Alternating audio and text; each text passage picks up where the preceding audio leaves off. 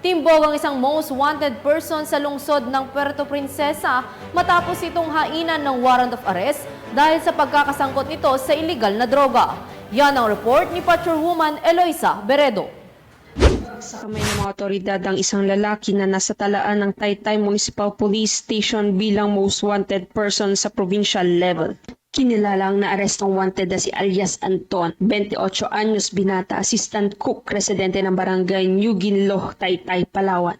Nangyari ang pag-aresto kay alias Anton sa barangay Tinigiban, Puerto Princesa City noong ika-10 ng Hunyo taong kasalukuyan ng mga personel ng Taytay Municipal Police Station, katuwang ang Police Investigation Unit Palawan Police Provincial Office, 2nd Palawan Police Mobile Force Company, Puerto Princesa City Police Office Tracker Team at 401st Bravo Maneuver Company Regional Mobile Force Battalion sa bisa ng warrant of arrest na inisyo ni Honorable Judge Paul B. Jagnis Jr.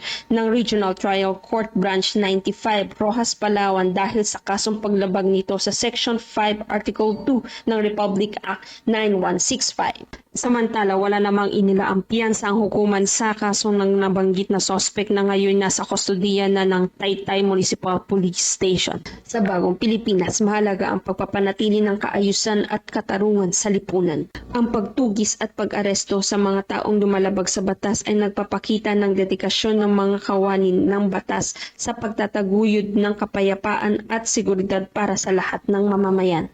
Mula dito sa Calapan City, Oriental Mindoro, ako ang iyong PNN Correspondent Patrolwoman Eloisa Joy V. Beredo, alagad ng batas, tagataguyod ng Balitang Pulis.